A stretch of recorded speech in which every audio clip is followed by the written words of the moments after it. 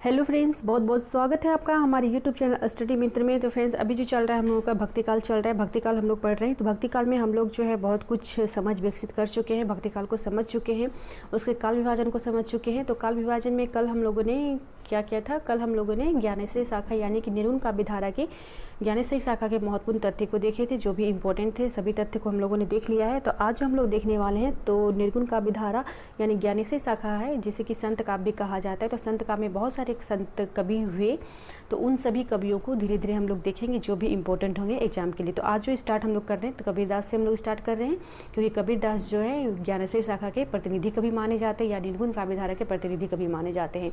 ठीक है, तो संत कबीरदास, इनके बारे में आज हम लोग जानकारियाँ प्राप्त करेंगे। तो चलिए सबसे पहले शुरू हो जाती है कि इनका जन्म कब हुआ था। तो इनका जन्म जो हुआ था 1398 ईस्वी में, और ज्येष्ठ पूर्णिमा का दिन विक्रम संवत की दृष्टि से देखें तो 1455 ईस्वी और सोमवार का दिन। ठीक है, ज्येष्ठ मास था यानी महीना जो था वह ज्येष्ठ मास था, पूर्णिमा और सोमवार का दिन था, और विक्रम संवत की दृष्टि से देखें तो 1455 ईस्वी। इनके जन्म को लेके यानी इनके जन्म से संबंधित जो है कुछ प्रमाण देखने को मिलते हैं, जिसके पद जो है इस प्रकार हैं कि 1455 साल गए चंद्रवार इक ठाठ ठटे जेठ सुधी बरसात को पूर्णमासी तिथि प्रगट भये। 1455 साल गए चंद्रवार इक ठाठ ठटे जेठ सुधी बरसात को पूर्णमासी तिथि प्रगट भये।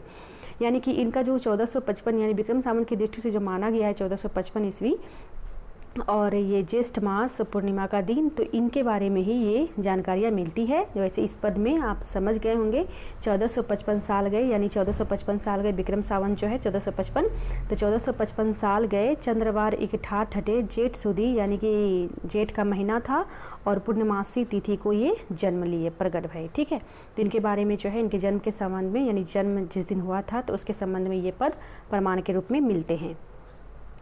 अब है जन्म स्थान। तो इनका जन्म स्थान कहाँ है? तो इनका जन्म स्थान जो है काशी बनारस है, और इनके जन्म स्थान को लेके यानी फिर इनके जन्म को लेके भी एक मान्यता प्राप्त होती है, एक कहानी है। जैसे कि आप सभी जानते होंगे कि ऐसा माना जाता है कि इनका जन्म जो है एक विधवा ब्राह्मणी के गर्भ से हुआ था, और वह जो ब्राह्मणी थी तो लुक लज्जा के कारण इनको क्या की थी, जन्म देकर काशी के लहर तारा नामक एक तालाब था, उसी के किनारे पे इनको जो है छोड़ दिया गया। और बाद में जो है एक जुल्हा दंपति वहाँ पहुँचे, और फिर जिसका नाम नीरू और नीमा है उन्हीं के द्वारा फिर इनको घर लाया गया, और फिर वही लोग अपने घर लाके इसका पालन पोषण भी किए। तो इस प्रकार से इनके जन्म को लेके एक कहानियाँ हैं कि इस प्रकार से इनका जो जन्म हुआ था एक विधवा ब्राह्मणी के गर्भ से हुआ है। मृत्युकाल, तो मृत्युकाल जो इनकी हुई थी 1518 ईस्वी, और संवत यानी विक्रम संवत की दृष्टि से देखें तो 1575 ईस्वी। ये सभी इंपॉर्टेंट है, आप सभी ध्यान में रखेंगे। मृत्युकाल का समय क्या है इनका? 1518 ईस्वी, और विक्रम संवत की दृष्टि से 1575 ईस्वी। मृत्यु स्थान कहाँ है? तो मगहर है, ये भी इंपॉर्टेंट है। कभी कभी पूछ लिया जाता है कि मगहर जो है किसका मृत्यु स्थान है? तो कबीरदास जी का है। और इनके मृत्युकाल व जन्म स्थान के संबंध में भी कुछ पद प्रमाण के रूप में मिलते हैं, जो कि इस प्रकार है। संवत 1575 कियो मगहर को मौन माघ सुधी एकादशी लियो पोन से पो। यानी कि 1575 ईस्वी में जो है 1575 ईस्वी में ये मगहर में चले जाते हैं। माघ एकादशी यानी कि माघ का महीना होता है, एकादशी का दिन होता है, और एकादशी के दिन जो है ये अपने शरीर को त्याग कर देते हैं। मगहर मतलब ये उस दिन जो है 1575 ईस्वी में जो है इनकी मृत्यु हो जाती है, और फिर ये मगहर में चले जाते हैं। अब आती है बात कि इनके गुरु कौन है। तो इनके गुरु जो थे यानी हुए तो वे स्वामी रामानंद हुए। हिंदू मत के अनुसार स्वामी रामानंद को माना गया इनके गुरु, यानी आचार्य रामानंद या स्वामी रामानंद कहें। और मुसलमानों अनुयायी के अनुसार जो मुसलमान लोग कबीरदास जी को मानते थे तो उनके अनुसार जो इनके गुरु हुए वे शेख तकी हुए। तो इन दोनों को आपको ध्यान में रखना है। वैसे स्वामी रामानंद के बारे में आप सभी जानते होंगे, लेकिन शेख तकी जो है कभी कभी एग्जाम में जो है पूछा जाता है कि जैसे कि शेख तकी किन के गुरु हुए। तो शेख तकी जो है किसके गुरु हुए? तो कबीरदास के गुरु हुए। तो किसके अनुसार हुए? तो मुस्लिम अनुयायियों के द्वारा हुए। ठीक है, उनके मत के अनुसार हुए ये शेख तकी कबीरदास के गुरु। और हिंदू मत जो माना था उन्होंने माना था कि रामानंद इनके गुरु हुए थे। ठीक है, तो इस प्रकार से हमें जानकारियाँ मिलती है। पिता, तो इनके पिता कौन थे? इनके पिता है नीरू। और माता कौन हुई? तो माता का नाम है नीमा। और पत्नी कौन हुई? तो पत्नी का नाम है लुई। और पुत्र इनके कमाल और कमाली।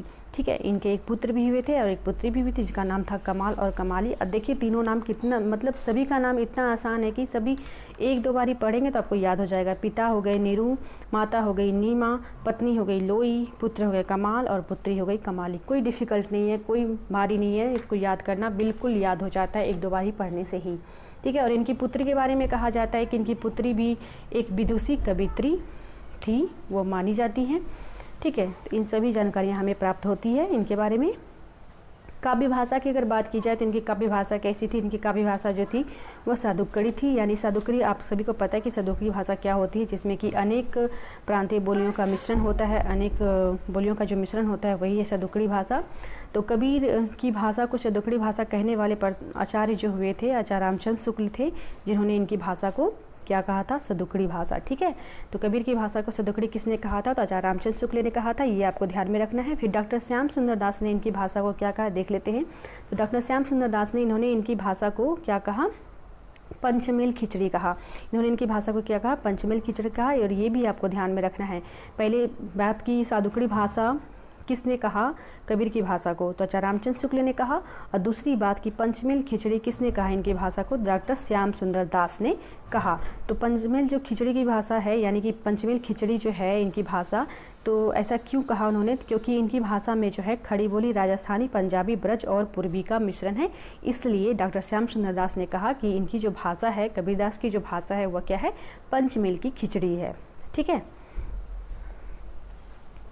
चलिए, कबीर ने अपने समय में प्रचलित सभी धर्मों का सार तत्व ग्रहण करके जिस सामान्य भक्ति मार्ग का परिवर्तन किया, उसे हिंदू मुस्लिम समाज का कल्याण हुआ और मानवीय मूल्यों की प्रतिष्ठा हुई। देखिए क्या है कि कबीर ने अपने समय में प्रचलित सभी धर्मों का सार तत्व ग्रहण किया। वो जितने भी धर्म थे सभी का उन्होंने क्या किया? सार तत्व ग्रहण किया, सभी को अपनाया।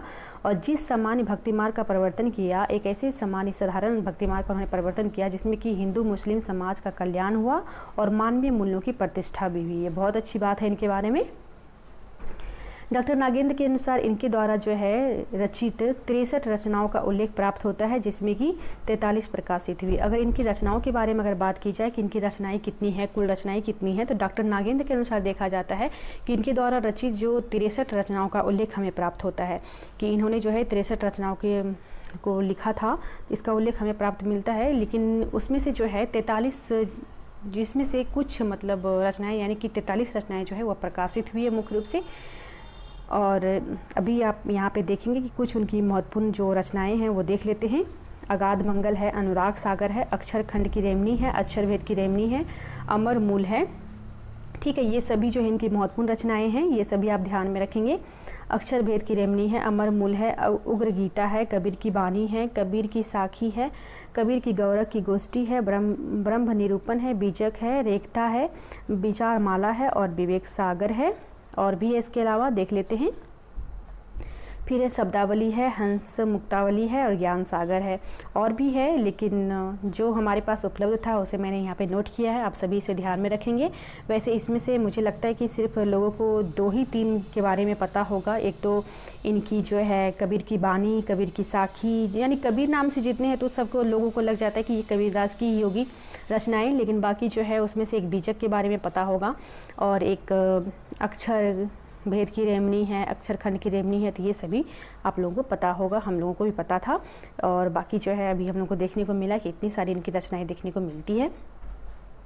और इनकी रचनाओं के बारे में, यानी कि ये अपने बारे में खुद बोले थे कि इन्हें जो है क्या है कि अक्षर ज्ञान नहीं था। कबीरदास जी ये सब खुद बोले कि मासी कागज छुयो नहीं, कमल गयो नहीं हाथ, चरवी जुग महातम मुख ही जलाई बात। इन्होंने अपने बारे में खुद कहा कि मतलब ऐसा हम लोग को भी जानकारी मिलती है कि कबीरदास जी को अक्षर ज्ञान नहीं था। वे खुद कहते थे कि काला अक्षर भैंस बराबर। उनके संबंध में उन्होंने खुद ही लिखा है अपने संबंध में कि कबीरदास जी को अक्षर ज्ञान नहीं थी, इसलिए उन्होंने अपने संबंध में खुद ही लिखा क्या? काला अक्षर भैंस बराबर। और इस संबंध में उन्होंने खुद लिखा कि मासी कागज छुयो नहीं, कमल गयो नहीं हाथ, चरवी जुग को महातम मुख ही जलाई बात, ठीक है। अतः इस प्रकार से स्पष्ट होता है कि उन्होंने किसी भी ग्रंथ का लिपिबद्ध नहीं किया था। ये जो पंक्तियाँ लिखी हुई ये खुद वो अपने बारे में लिखे थे, ठीक है। मासी कागज छुयो नहीं, और अपना उल्लेख करते हैं कि उन्होंने कभी मतलब जो है कलम को छोया नहीं, बस जो है वो अपने मुख से ही सारी बातें को बोलते थे और बड़ी बड़ी रचनाएं कर गए। अब थोड़ी सी यहाँ पे नोट करने वाली बात है, वो देख लेते हैं कि कबीर के काव्य में वेदांत का अद्वैत, नाथ पंथियों की अंत साधनात्मकता, रहस्य, भावना, हठ योग, कुंडली योग, सहज साधना, इस्लाम का एकश्वरवाद सब कुछ मिलता है। इनकी रचनाओं में क्या मिलता है हमें? तो इनकी रचनाओं में क्या मिलता है? कबीर के काव्य में जो है वेदांत का अद्वैत है, नाथ पंथियों की अंत साधनात्मक रहस्य है, भावना का हठ योग, कुंडली का योग, सहज साधना, इस्लाम का एकश्वरवाद, इन सब का मिश्रण जो है हमें इनके काव्य में देखने को मिलता है। ये बहुत बड़ी बात है इनके संबंध में, इनके काव्य के संबंध में।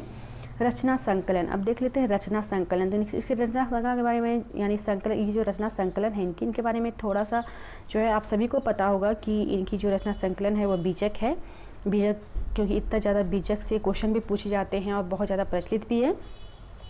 तो कबीर की वाणी संग्रह जो है बीजक कहलाता है। कबीर की वाणी संग्रह जो है वही बीजक कहलाता है। ये बात आप ध्यान में रखेंगे कि कबीर की वाणी संग्रह जो है वह क्या कहलाता है? तो बीजक कहलाता है, जिसका संकलन जो है उनके परम शिष्य धर्मदास ने 1464 ईस्वी में बीजक नाम से किया था। ठीक है, ये बहुत ही इम्पोर्टेंट है, आप इस सभी इसे ध्यान में रखेंगे कि इनके जो रचना संकलन है यानी कबीर की जो वाणी की संग्रह है वो बीजक नाम से है, यानी वो वही बीजक कहलाया इनकी वाणी का संग्रह। और इसका संकलन किसने किया? तो इनके परम शिष्य जो थे धर्मदास जो थे, इन्होंने ही क्या किया? 1464 ईस्वी बीजक नाम से किया था। और यहाँ पे थोड़ी सी नोट करने वाली बात है कि कबीरदास द्वारा रचित मुख्य पदों और रचनाओं का संकलन जो है वह क्या है? बीजक है। ठीक है, बीजक में क्या है? कबीरदास की जो रचित जितने भी मुख्य पद है और रचनाएं हैं सभी का जो संकलन है वो बीजक में ही है। बीजक के 3 भाग हुए थे। 3 भाग देख लेते हैं कौन कौन सा? साखी, शबद और रेमनी। बीजक के कितने भाग हुए? तो बीजक के 3 भाग हुए। कौन कौन से? साखी, शबद और रमेनी। तो फिर साखी में देख लेते हैं क्या क्या महत्वपूर्ण बातें हैं, इम्पोर्टेंट हैं। तो इसमें जो है दोहों को शामिल किया गया है, साथ ही साखियों को भी शामिल किया गया। इसमें किसको शामिल किया गया? इसमें दोहों को शामिल किया गया, साथ ही साखियों को भी शामिल किया गया। और शिक्षा की अगर बात की जाए तो इसमें किसकी शिक्षा की बात की गई? तो सांप्रदायिक शिक्षा और सिद्धांत का उपदेश है इसमें। ठीक है, सांप्रदायिक शिक्षा और सिद्धांत का उपदेश दिया गया है। और भाषा, तो भाषा कैसी है साखी की? तो भाषा जो है वह सदुकड़ी भाषा है। और विभाजन कैसी है? सदुकड़ी भाषा से यहाँ से वैसे ही आप सभी ये भी जान सकते हैं कि सदुकड़ी भाषा है तो इनकी थी ही। और आचार्य रामचंद्र शुक्ल भी ने कहा कि इनकी जो कबीर की जो भाषा है वो सदुकड़ी भाषा है। तो ऐसा नहीं है कि जितनी भी इनकी रचनाएं सभी सदुकड़ी भाषा में ही है, नहीं, थोड़ी अलग भी है, वो आगे हम देखेंगे तो हमें पता चलेगा। ठीक है, तो इनकी जो भाषा है साखी की भाषा कैसी है? सदुकड़ी भाषा। इन सभी बातों को आपको ध्यान में रखना है। क्वेश्चन इससे बनते हैं कि साखी में किस चीज़ का प्रयोग हुआ है? दोहों का प्रयोग किस में हुआ है? तो साखी में हुआ है। और दोहों में जैसे कि किसकी बात कही गई है, किस ज्ञान की बात कही गई, कैसी शिक्षा की बात की गई है? तो सांप्रदायिक शिक्षा और सिद्धांत का उपदेश के बारे में बात की गई है। साखी की भाषा कैसी है? तो सदुकड़ी भाषा है। अब विभाजन, तो विभाजन जो 59 भागों में विभाजित किया गया है साखी को। ठीक है, तो ये सभी इंपॉर्टेंट बातें आपको ध्यान में रखनी है। अब आती है बात शबद। तो शबद की महत्वपूर्ण बातें देख लेते हैं। तो इसमें पदों को शामिल किया गया है और साथ ही सभी जितने भी पद हैं सब क्या हैं? वो गय पद हैं। ठीक है, गय पद हैं। इस पे क्या है? शबद में पदों को शामिल किया गया है और इसमें जितने भी पद हैं वह सभी गय पद हैं। और कबीर ने इसमें जो बात कही है, इसमें जो उन्होंने शिक्षा दी है वो किसकी शिक्षा दी है? तो माया संबंधी विचारों की अभिव्यक्ति की शिक्षा दी है उन्होंने। किसकी शिक्षा दी है? तो माया संबंधी विचारों की अभिव्यक्ति की शिक्षा दी है। और भाषा, इसमें भाषा क्या है? तो इसमें भाषा जो है ब्रज या कहें कि पूर्वी भाषा का प्रयोग हुआ है। ब्रज या पूर्वी भाषा का प्रयोग है, ये आप ध्यान में रखेंगे। अब आती है बात रमेनी की। तो रमेनी जो है इसमें क्या है? महत्वपूर्ण बातें देख लेते हैं। तो इसमें जो है इसमें भी पदों को शामिल किया गया है और ये पद जो है राम भक्ति संबंधी पद हैं और चौपाइयों को भी इसमें शामिल किया गया है। इसमें क्या है? इसमें पदों को शामिल किया गया, साथ साथ जो है राम भक्ति के संबंधी जितने भी पद हैं उसको शामिल किया गया है और इसके साथ साथ उनकी चौपाइयों को भी शामिल किया गया। इसकी भाषा क्या है? तो भाषा जो है इसकी ब्रज और पूर्वी भाषा है, आप इसे ध्यान में रखेंगे। और शिक्षा, तो इसमें शिक्षा की जो बात की गई है, तो शिक्षा की जो बात की गई इस प्रकार से की गई है, किसमें? रमेनी में। कि कबीर इसमें जो है कबीर ईश्वर संबंधी विचारों का उल्लेख किए हैं, फिर उसमें शरीर संबंधी विचारों का उल्लेख किए हैं, उसके बाद मानवीय आत्मा का उद्धार संबंधी विचारों का संकलन इन्होंने किया है। तो इनमें इन तीनों शिक्षाओं के बारे में बात की गई है, इन तीनों पे विचार किया गया है। क्या क्या? ईश्वर संबंधी विचारों पे, शरीर संबंधी विचारों से तथा मानवीय आत्मा का उद्धार संबंधी विचारों का संकलन है। अब आती है बात जो कि बहुत बार एग्जाम में ये पूछा जाता है कि पंडित हजारी प्रसाद द्विवेदी ने कबीर को क्या कहा? तो वाणी का डायरेक्टर कहा। ठीक है, ये बहुत ही इंपॉर्टेंट है और कॉमन है ये, और ये एग्जाम में पूछा जाता है। वैसे आप सभी भी जानते होंगे कि पंडित हजारी प्रसाद द्विवेदी ने कबीरदास को क्या कहा है? तो वाणी का डायरेक्टर कहा है। इसके अलावा इन्होंने कहा कि कबीर की जो कविता है वो बाई प्रोडक्ट है, कबीर की जो कविता है धौलवे का माल है, कबीर की जो कविता है फोकट का माल है। ये सभी बातें जो इन्होंने कही है। अब देख लेते हैं महत्वपूर्ण तथ्य। क्या क्या महत्वपूर्ण तथ्य है? तो आचार्य रामचंद्र शुक्ल के अनुसार जो है देख लेते हैं। सबसे पहले तो कबीर तथा अन्य निर्गुणपंथी संतों द्वारा अंतःसन्नात्मक में रागामिकता, भक्ति और ज्ञान का योग हुआ, पर कर्म की दशा वही रही जो नाथपंथियों के यहाँ थी। ऐसा इन्होंने आचार्य रामचंद्र शुक्ल ने कहा। क्या कहा? कि कबीर तथा अन्य निर्गुणपंथी संतों द्वारा अंतःसन्नात्मक में रागामिकता, भक्ति, ज्ञान का योग हुआ है, पर कर्म की दशा वही रही जो नाथपंथियों के यहाँ थी। ऐसा दे दिया जाएगा और पूछा जाएगा कि ऐसा किसने कहा कबीर के संबंध में? तो आचार्य रामचंद्र शुक्ल ने कहा। फिर डॉक्टर हजारी प्रसाद द्विवेदी ने देखिए कितनी अच्छी बात कही है, ये बहुत अच्छी बात की है इन्होंने इनके बारे में कि ऐसे थे कबीर, सिर से पैर तक मस्त मौला, आदत से अक्कड़, सुहाव से फक्कड़, दिल से तार, दिमाग से दुरस्त, भक्तों के लिए निरा, वेशधारी और प्रचंड।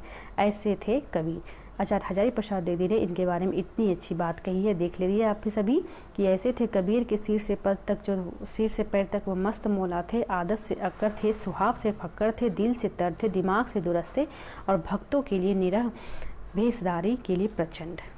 ये सभी महत्वपूर्ण बातें उन्होंने कही। कबीर के साहित्य की मुख्य 3 पक्ष माने जाते हैं। कौन कौन सा? प्रथम पक्ष में खंडन की प्रवृत्ति है, द्वितीय पक्ष में धर्म एवं समाज सुधार की भावना है और तृतीय पक्ष में आत्मानुभूति की बात कही गई है। इन सभी बातों को कही गई है कबीर के साहित्य के संबंध में। और आचार्य रामचंद्र शुक्ल ने इनके संबंध में लिखा है कि प्रतिभा उनमें बड़ी प्रखर थी।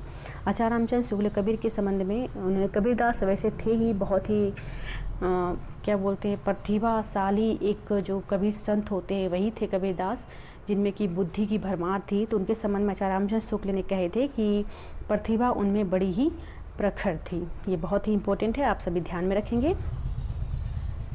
हजारी प्रसाद द्विवेदी ने इनके संबंध में लिखा कि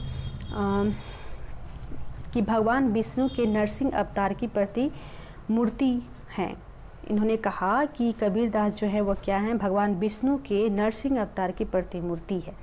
ऐसा इन्होंने माना आचार्य हजारी प्रसाद द्विवेदी ने। किनके? कबीरदास को इन्होंने माना कि भगवान विष्णु की नरसिंह अवतार की प्रतिमूर्ति है। और कबीर के बारे में कहा जाता है कि ये सिकंदर लोदी के समकालीन माने जाते हैं। और ये जो है इम्पोर्टेंट हैं, आजकल जो क्वेश्चन पूछे जाते हैं ऐसे ही पूछे जाते हैं कि समकालीन कवि के बारे में बहुत सारे क्वेश्चन आते हैं कि जैसे कि कबीर जो है किसके समकालीन थे? तो सिकंदर लोदी के वे समकालीन कवि माने जाते हैं। आप सभी इसे ध्यान में रखेंगे। अब देख लेते हैं कुछ इनकी महत्वपूर्ण रचनाओं के बारे में जो चर्चित रचनाएं हैं, इससे भी क्वेश्चन पूछे जाते हैं। तो पहला है आचार्य हजारी प्रसाद द्विवेदी द्वारा ये रचित है ये कबीर 1942 ईस्वी। फिर है विजय यंत्र स्नातक, फिर इन्होंने लिखा है कबीर। उसके बाद है क्षिति मोहन सेन संपादक कबीर के पद, और फिर श्याम सुंदर दास संपादक कबीर ग्रंथावली, जो कि आप सभी एमए के क्लास में पढ़े होंगे इसको, है ना। श्याम सुंदर दास की जो ये है संपादक कबीर ग्रंथावली। उसके बाद है अयोध्या सिंह उपाध्याय हरियोध, संपादक थे ये कबीर वचनावली की। उसके बाद है डॉक्टर धर्मवीर दलित साहित्यकार, कबीर की बाज भी, पपीहा भी, कपोत भी। ठीक है, ये महत्वपूर्ण रचनाएं के बारे में इनकी जानकारी मिलती है, चर्चित है ये सभी। फिर है प्रोफेसर पुरुषोत्तम अग्रवाल, विचार का अनंत और अखत कहानी प्रेम की। इन सभी रचनाओं के बारे में उल्लेख मिलता है हमें। तो ये थे कबीरदास की बारे में महत्वपूर्ण तथ्य, महत्वपूर्ण जानकारियाँ जो कि एग्ज़ाम के लिए काफ़ी इम्पोर्टेंट है। वैसे जितने भी लगभग जितने भी संत कवि हैं सभी तो इम्पोर्टेंट नहीं है, लेकिन फिर भी कुछ ऐसे कवि हैं जिनके बारे में क्वेश्चन पूछा जाता है जो कि इम्पोर्टेंट है, तो उन सभी को मैं धीरे धीरे करके लाऊंगी। ठीक है, तो सभी को आप नोट करें, महत्वपूर्ण तथ्य को देखें 1-2 बार वीडियो, और पसंद आए तो लाइक भी करें, ज़्यादा से ज़्यादा शेयर करें। मिलते हैं अगले वीडियो में, तब तक के लिए बाय बाय, टाटा।